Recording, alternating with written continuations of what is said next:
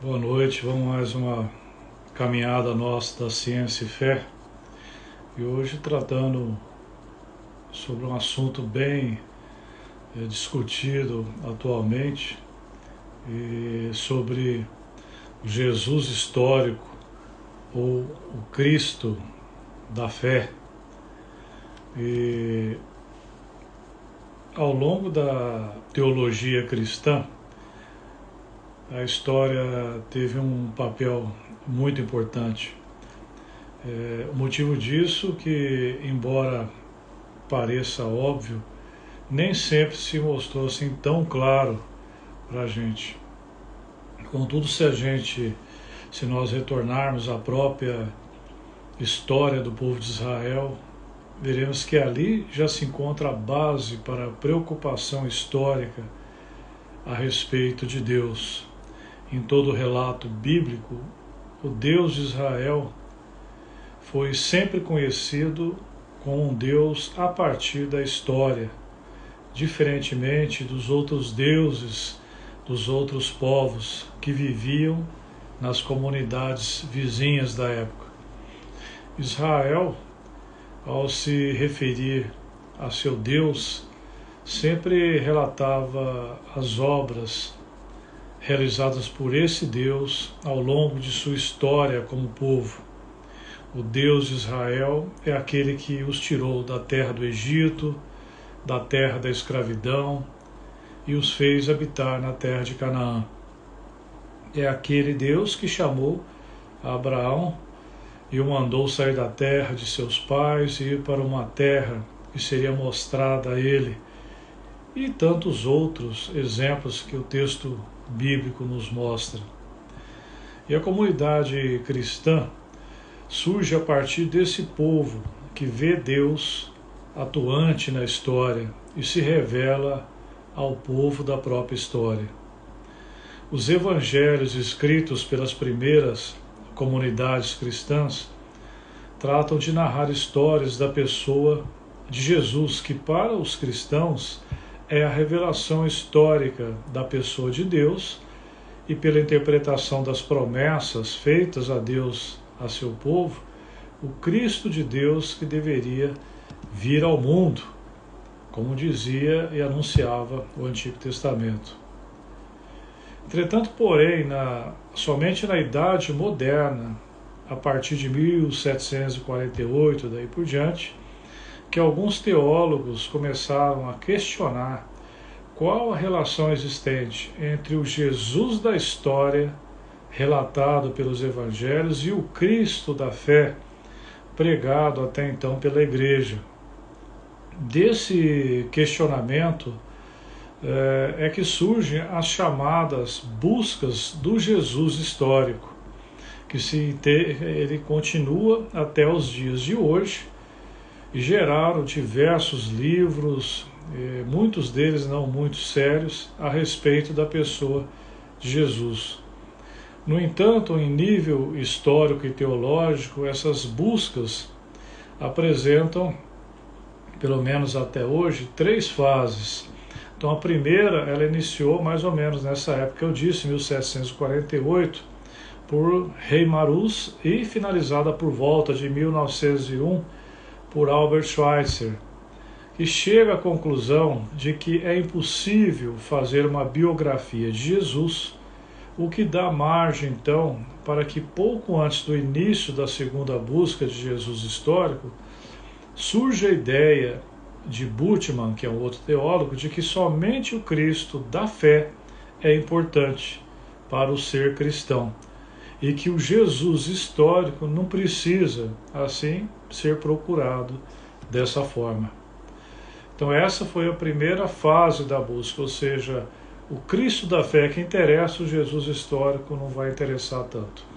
E a segunda fase da busca de Jesus histórico começou a partir dos discípulos do próprio Bultmann, desse teólogo, principalmente Kasman, que começaram a defender que o Cristo da fé é decorrência do Jesus histórico, de maneira que é impossível se pensar em um Cristo da fé que não surja a partir da experiência histórica que as primeiras comunidades cristãs tiveram com a pessoa de Jesus. Porém, essa segunda fase teve uma falha em tentar separar Jesus do seu contexto judaico. E assim, por volta de 1980, ou seja, uma coisa aí recente, começa a terceira fase da busca do Jesus histórico, que tem seus esforços concentrados em trazer o Jesus de novo ao ambiente judaico, a fim de entender quais os contextos sociais, antropológicos, religiosos e políticos existentes na comunidade em que Jesus viveu na época. Então essa fase, ela segue até os dias atuais. Então o pessoal que mexe atualmente nos Jesus históricos, eles estão explorando essa fase do Jesus judeu, do Jesus no contexto judaico. Bom, e o que está por trás dessa busca do Jesus histórico? No fundo, aqueles teólogos que começaram no século XIX, essa busca, na verdade, eles queriam chegar a um Jesus histórico que seria livre dos dogmas da igreja. Ou seja, a teoria deles é que o Cristo da fé seria uma criação da igreja. Então a busca, por exemplo, do Jesus histórico seria como, por exemplo, um arqueólogo que descobre, por exemplo, descobrisse uma construção antiga e essa construção está cheia de tintas, de várias reboques por cima dela, e aí seria como se fosse removendo essas tintas, esses reboques dessa construção, para você chegar na construção original. E essas várias tintas, vários rebocos que foram colocados em cima dessa construção, significam os dogmas, as doutrinas e as tradições da igreja que formaram o Cristo da fé. Então eles iriam como se fosse eliminando, né, esses dogmas, essas doutrinas, tudo para poder chegar a um Jesus original.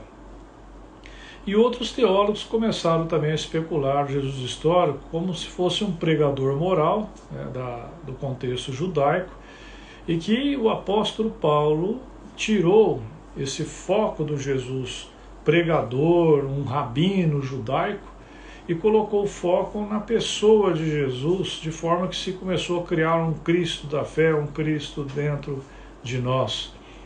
Por isso que Paulo fala, não sou eu mais que vivo, Cristo vive em mim. E para eles, então, esse Novo Testamento apresenta o Cristo da fé. Então esses filósofos e teólogos, eles começaram então a garimpar dentro dos próprios evangelhos quem seria esse Jesus histórico. Então, para essas pessoas que buscam Jesus histórico, elas rejeitam, por exemplo, os milagres de Jesus. Por exemplo, na multiplicação dos pães e peixes, o que houve, na verdade, para eles era uma partilha de pães.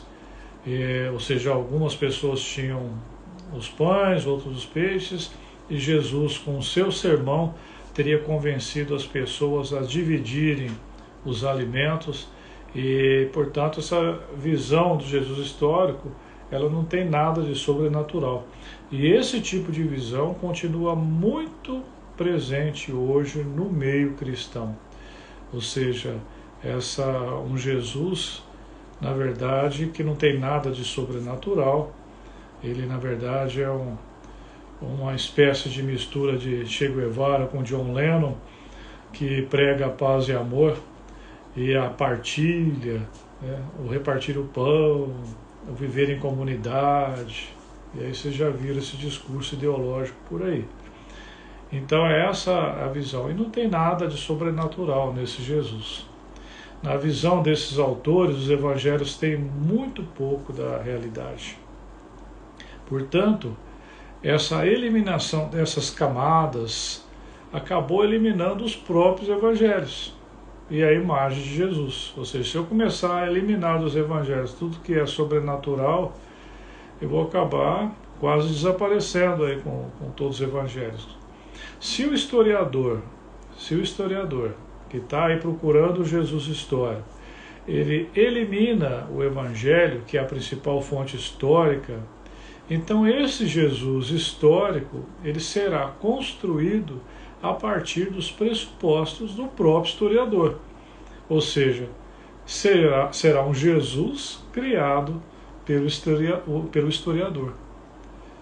E como conciliar esse Jesus histórico com o Cristo da fé?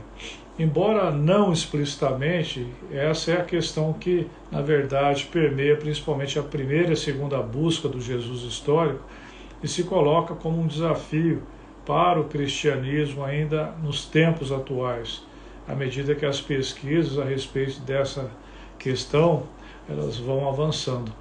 Então, para os cristãos, não há como falar do Cristo da fé sem falar da pessoa do Jesus que viveu na Galiléia do século I.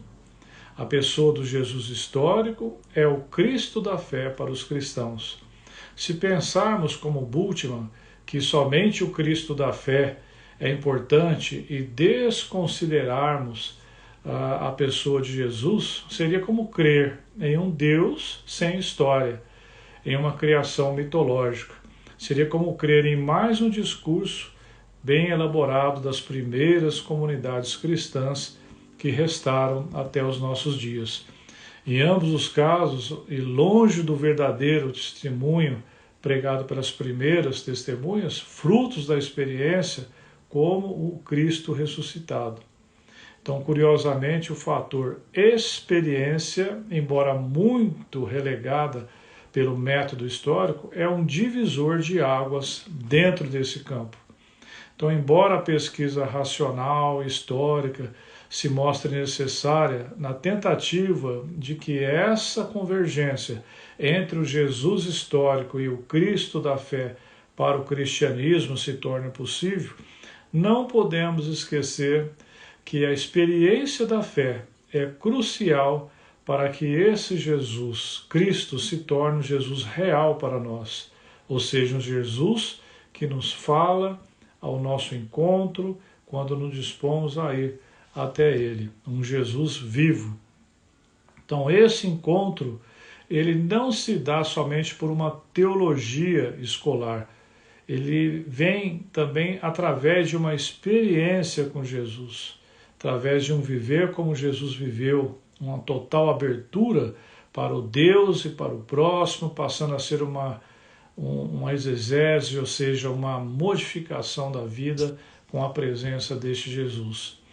Então, essa modificação, essa experiência, ela é essencial para o entendimento de quem é Jesus. Será que esse Jesus histórico, procurado por pesquisadores, historiadores, arqueólogos, que não possui a verdadeira fé, é o Cristo da fé? Vamos fazer então uma analogia, eu vou fazer uma analogia agora para entendermos o porquê que somente por essa via racional da busca do Jesus histórico e o que será encontrado não é o Cristo da fé. Por exemplo, se eu pergunto, vou achar aqui uma fruta que eu achei aqui para dar de exemplo. Abacate, está aqui um abacate. Imagina eu perguntando para uma pessoa que vive lá num país, lá na Europa, não tropical, que nunca comeu um abacate na vida, nunca experimentou um abacate. Mas ele é muito inteligente, ele é um teólogo, um filósofo, um pesquisador, né? E eu pergunto, você conhece o abacate? Ele falou, sim. Então, o que é o abacate? E aí ele vai falar, o abacate é o fruto do abacateiro, famílias das laureáceas, uma planta nativa do México e de algumas regiões da América do Sul, cultivada também nas Ilhas Canárias, na Ilha da Madeira. O abacateiro que produz abacate, ele pode atingir de 15 até 20 metros de altura, sendo bastante comum na maior parte do Brasil. Seu período de safra vai entre mais ou menos fevereiro a agosto. O fruto possui um formato piriforme, com uma casca de coloração verde escura. O fruto possui uma grande semente revestida por uma polpa comestível amarela. O abacate é rico em proteínas, possui um dos mais elevados teores entre todas as frutas: gordura, fósforo, açúcar e vitaminas. E aí você pergunta para ele: ok, muito bonito, agora você já comeu um abacate? Você já experimentou um abacate? Não, nunca comi um abacate, nunca experimentei um abacate. Aí eu pergunto para vocês: essa pessoa ela conhece um abacate? Exatamente isso que acontece com Jesus histórico e Cristo da fé. Quem nunca experimentou o encontro desse amor de Cristo só tem um conhecimento teórico de Jesus histórico, mas não conheceu o Cristo da fé. Muitos teólogos, religiosos, filósofos não conhecem o Cristo da fé. Quando encontramos o Cristo, abrimos nossa mente e descobrimos o sentido da vida, encontramos a verdade e, pela graça, recebemos os dons, especialmente as chamadas virtudes teologais, que são a fé, a esperança e o amor incondicional. Você acha que a pessoa, para descobrir tudo isto numa escavação arqueológica, ou ele vai descobrir isso estudando costumes de uma cultura religiosa? De jeito nenhum. Outro fator importante é saber que a crença é diferente da fé. Nós podemos passar a vida acreditando em Cristo, mas se nós não o experimentamos realmente ao Cristo, nós não conhecemos o que é a verdadeira fé, porque a fé é recebida, a fé é um dom de Deus. A crença vem de nós e a fé vem do Espírito de Deus para nós. Nós recebemos a fé. A crença nós formulamos. Se não tivermos a experiência do encontro com Cristo dentro de nós, o que estamos seguindo, na verdade, é alguma doutrina, dogmas ou comportamentos morais de uma determinada instituição religiosa que nós frequentamos. Só isso, mas não a Cristo. Ao experimentar Cristo, nós também abrimos o nosso entendimento sobre a própria Bíblia. Jesus chama a atenção dos religiosos sobre isso.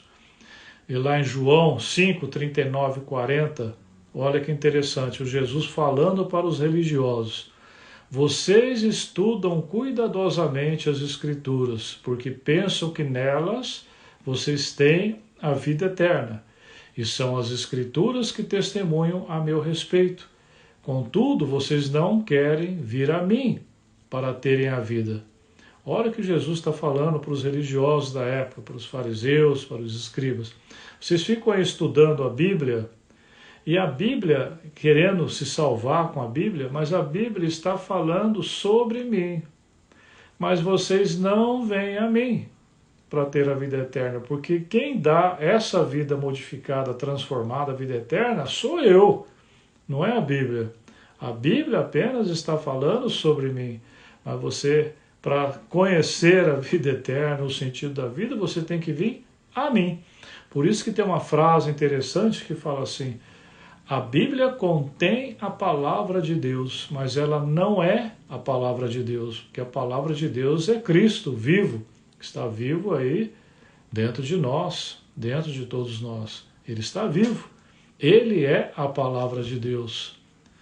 Veja em outra passagem, Lucas 24, 44, 45, que ele diz assim para os discípulos: e disse-lhes: foi isso que eu lhes falei enquanto ainda estava com vocês. Isso é já o Cristo ressuscitado junto com os discípulos.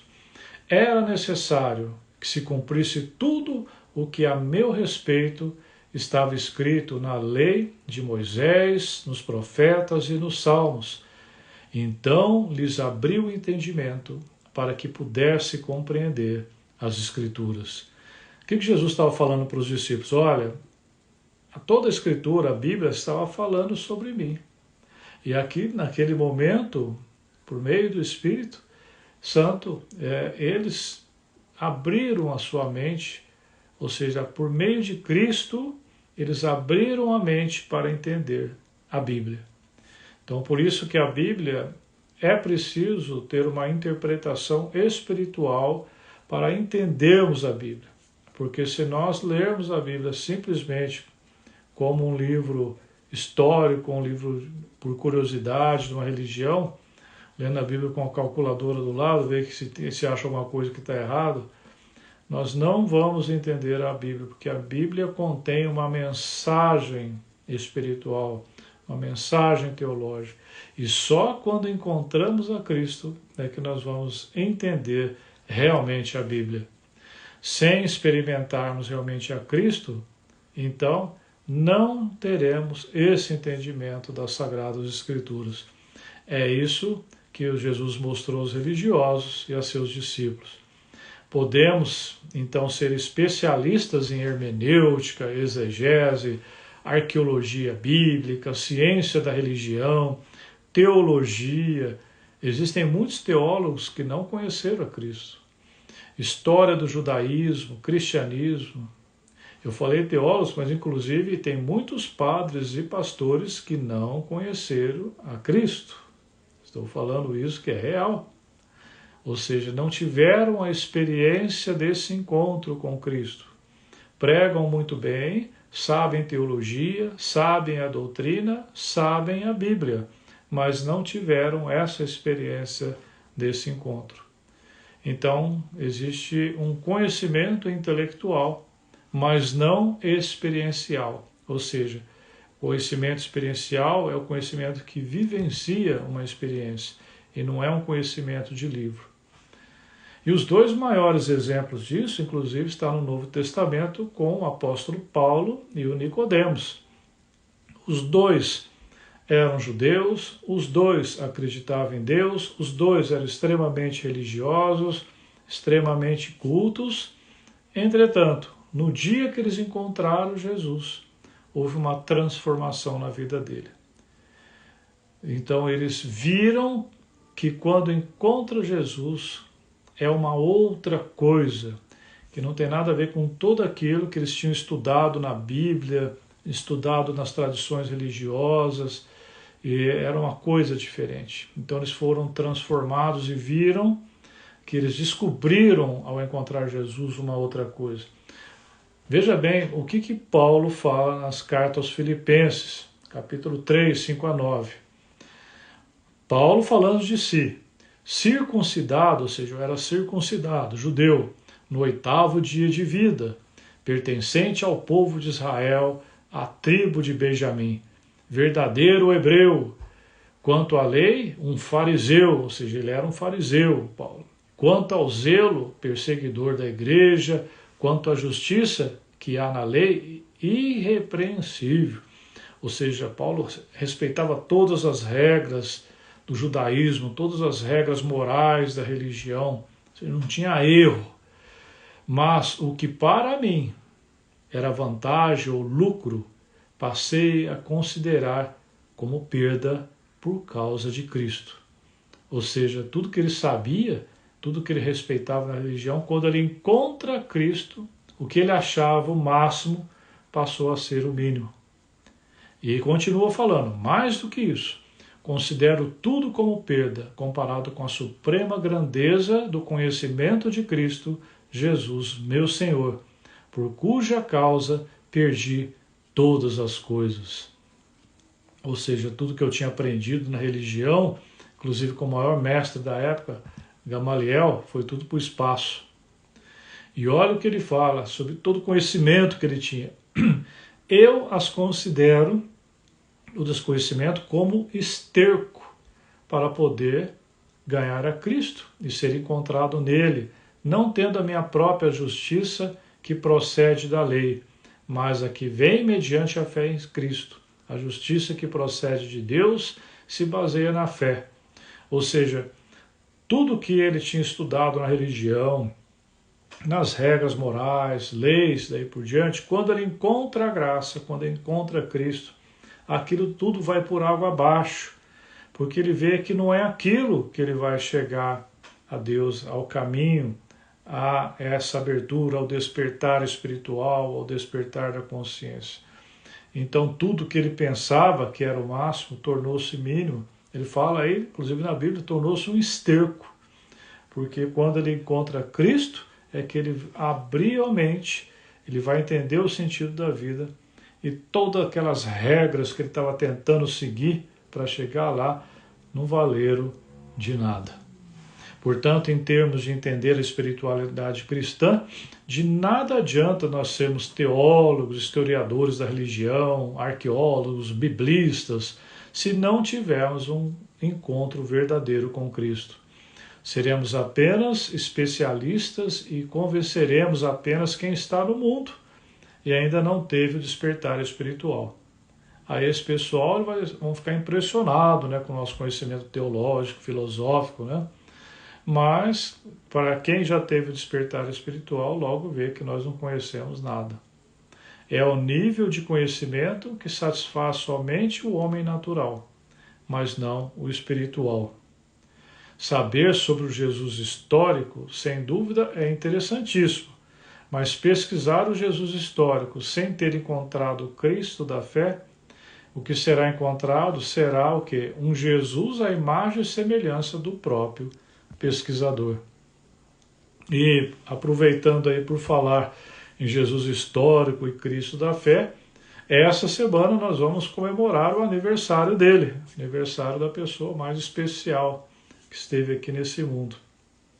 E aproveitando Jesus histórico, Cristo da fé, sobre a data de nascimento de Jesus, hoje sabe-se que Jesus nasceu antes de Cristo, né? Como assim, né?